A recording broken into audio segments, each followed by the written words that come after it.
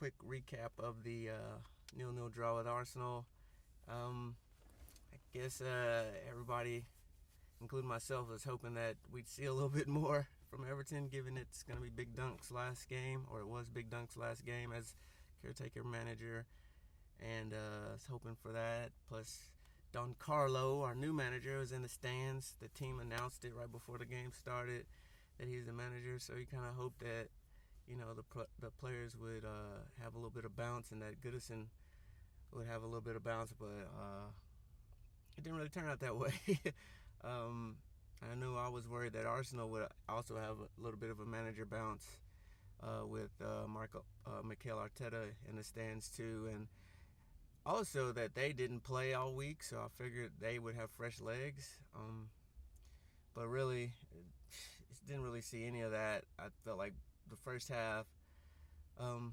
Let me just back up a little bit. Just really hype at the team announcement that Carlo Ancelotti was going to be the manager. I mean, we all kind of knew it. From just all the journalists all over the world saying it's pretty much done, just waiting for the announcement for the past couple of days. So that was cool. So I walked into the bar pretty hype about that. I think the lineup was good to see some fresh legs in there. Fresh being Gylfi Sigurdsson in the midfield with Fabian Delph. I think Sidibe was back. Yeah, Sidibe was back too on the right, and Digne was back. So we got our fullbacks and some midfielders back into the game, into the squad. But like I was about to say, it didn't really seem like it mattered much. The first half, it just seemed like it was two teams just timid, really timid. I would have hoped. I remember when Big Sam was in the stands because we had just hired him as the coach or the manager, and we were playing West Ham at home, and it ended up 4-0, I think. So kind of just blasted West Ham. I was kind of hoping for something similar this morning, but no. But from neither team, they just Everton looked pretty lethargic, man. And at first, I kind of wonder, is that I know with Gylfi Sigurdsson coming in, he's not a quick midfielder, and neither is Fabian Delph, although he has a little bit more quality as far as making a quick pass, getting out of danger, settling down in the midfield. Maybe that helped slow our attack down, but the players, given all the games they've played, given the circumstances, I could see why it was maybe hard to push through a lot of the fatigue, maybe mental and physical fatigue. Plus, the point I was trying to make was the two midfielders aren't like our quick, fast-paced moving midfielders. I'm not sure what the game plan was as far as press and harry them, or sit back. It looked like we did. We did look organized. We weren't really open in the defense. They weren't slicing through and getting chances, but I think Arsenal also looked timid and didn't want to make mistakes. Arteta was in the stands for them, so maybe their players are kind of like, they did look pretty young out there. I think whoever that Zaka kid was, there was some kid that was actually giving them a lot of chances. He was just burning down the sides on us a little bit, and every time he would get a little loose, they just would lack some quality and not really get anything out of it. So that first half was pretty boring. Neither team really created much, and neither team, when they did create that little bit they got, had the quality to put it away. And second half, Arsenal kind of looked like the better team. They got the better chances, I think. Everton kind of just stood pat, the same as far as output. This didn't really do much. It was just kind of terrible. It was a big letdown. I would have thought maybe I ain't blaming Goodison or anything because it kind of is a two-way street, but I would have thought the crowd would have been a little bit more hype. Maybe they were hype as the game started. I couldn't really tell because the bar is like just noisy in there, but just seemed flat in there. Like, I don't know. And the players played flat the whole game, and Arsenal got some good chances. I think they had one where Martinelli should have done a little better. Um, it was kind of a disappointing performance, just honestly, given the circumstances. Start of a new era. Not really, but new managers in the stands. Big Dunc's kind of going back to behind the scenes coaching, and just sad to see it that way. I mean, I just think the players are knackered a little bit, to use an English expression. They're it seemed like every time you needed them to make that one more pass, it was just a little bit off or a lot off. And that was the same in the Leicester game. Like the idea was there, but they just couldn't make a pass. And I feel like I ain't gonna criticize Tom Davies because I like him, but I think that when he's tired and leggy like that, you can definitely see that he is like him at, like, let's say he's at 50 to 40%, just from fatigue, is not good out there. He's gonna lose the ball. He's gonna make a bad pass. But everybody was doing it. Like Richarlison, not known for his passing anyway, but definitely making the wrong pass or passing it straight to the defenders. Everybody did it. I mean, Digne didn't have the best crosses. Sidibe, okay. I feel like Arsenal did. I mean, for all we heard of them being really loose at the back and their defense being terrible, I mean, they did all right. I mean, everything we sent into their box, they kind of cleared it fine. They challenged. I didn't feel like Richarlison or Dom bullied David Luiz or that other dude. I mean, I felt like there was opportunity there for us to push them around, because Arsenal typically is sort of a finesse team to me, and they don't really fight a lot. Or they're not really scrappy, so if you kind of get in their face, they kind of wilt over time. I was hoping we'd see more of the Everton from that Chelsea game, where we did kind of just go in and bully them around. But again, at that game, that was the beginning of Big Dunc's tenure as caretaker manager, and he had a lot of energy, and players maybe were a little bit more desperate than they were today. So, but all that said, you can't get mad given where we are in the table. You can't be mad at a point, right? There were definitely some chances Arsenal had to go up 1-0, and I'd rather have 1 point than no points and be looking even more behind our back. So I think we moved up to 15th for now. I'm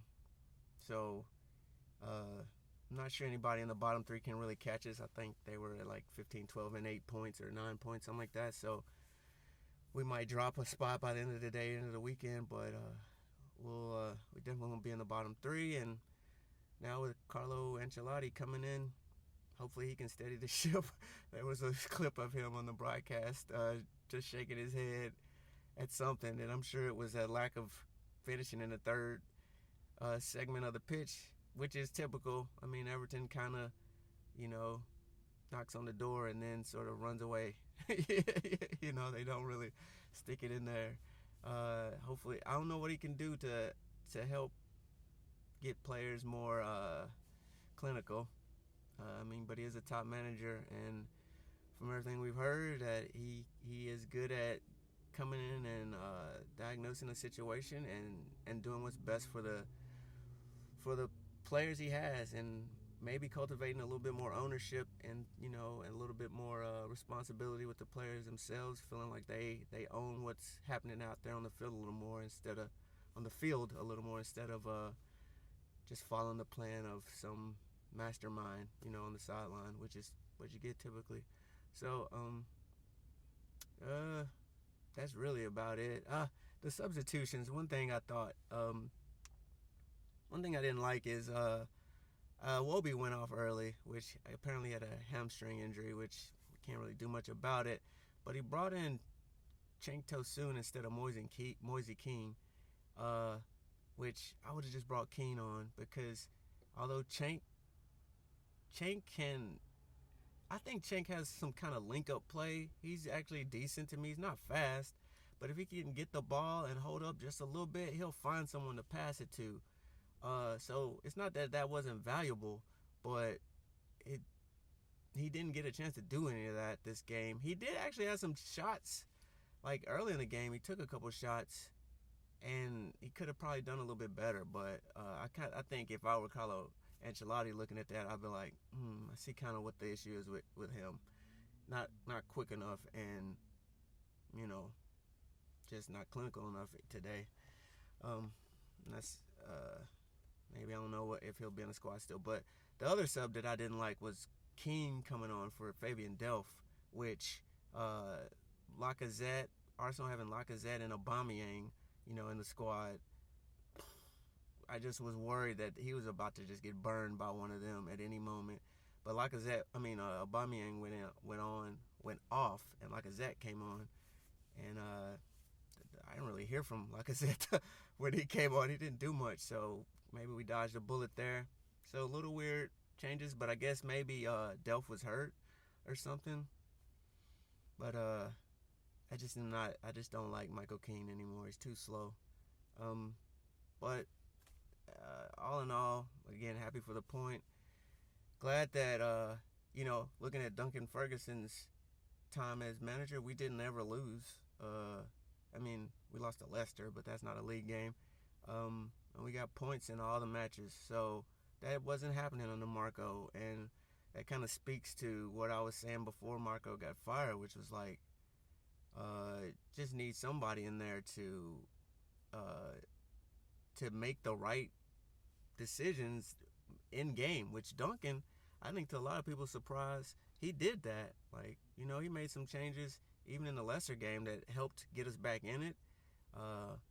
He made changes in the his changes in the United game were questionable at the end there, but he set the team up well. He actually made decisions when he saw something needed to be changed within the team, within the game. He didn't do it too late, and even if it was the wrong decision, I felt like just seeing that decisiveness was good. So my hat goes off to Dunc's time, and I hope that he soaks in everything that Carlo Ancelotti has to show him, and that he's not just sort of relegated to the background and just sitting around looking like a cheerleader on the side.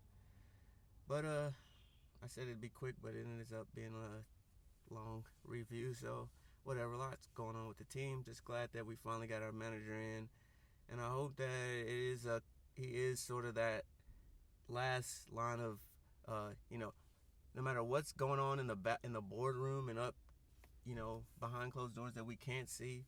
Hopefully Carlo Ancelotti can be that presence, that influence that sort of stabilizes everything on the pitch, doesn't let anything stupid happening in the boardroom or within the players create chaos on the pitch, and he actually can be tactical in game, make good decisions in game, get the players believing in what we're doing, help recruit the right players. I hope his coaching staff can keep us fit, because we definitely have a freaking injury problem. I don't know what our nutritionists and physiologists people are doing to keep our players fit, because we need something. We need to be above average fitness levels. We don't need these freaking chill and lax nutrition programs and things. Our guys are struggling. Like, how does Gabaman tear his quad in practice? Help that man. So anyway, take the point. Kind of goes out. Sad to see the Duncan go out on a whimper, but happy to see manager come in and up the toffees.